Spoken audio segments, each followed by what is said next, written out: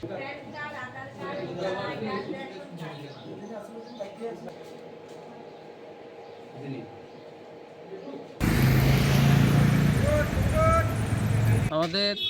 একটা সমস্যা নিয়ে এখন অফিসারের লোকে কথা কইতে আইছিলাম।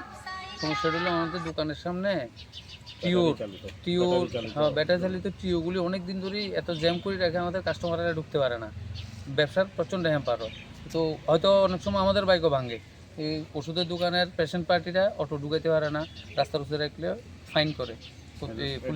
থানা কর্তৃপক্ষ থেকে ফাইন করবো। তো আমরা একটা মানে পার্মানেন্ট একটা সমাধান চাইতেছি আর কি, যাতে এই ধরনের তাদেরও যাতে ক্ষতি না হয়, আমাদেরও যাতে ক্ষতি না হয়, কারোর ক্ষতি করে যাতে কোনো ধরনের সমস্যাটা যাতে সৃষ্টি না হয়।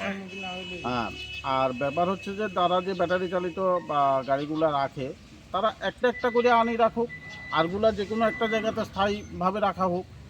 এরপরে যখন তাদের সিরিয়ালে আসার পরে একটা আসুক, ওটা প্যাসেঞ্জার নিয়ে যাবে, আরেকটা যেটা সিরিয়ালে থাকবে ওটা আসুক। এইভাবে যদি রাখা হয়, আমাদের কাস্টমার এসে বাইক রাখতে পারে না, গাড়ি রাখতে পারে না, তখন থানা থেকে গিয়ে রাস্তার উপর রাখলে এটা ফাইন করা হয়। তো এটা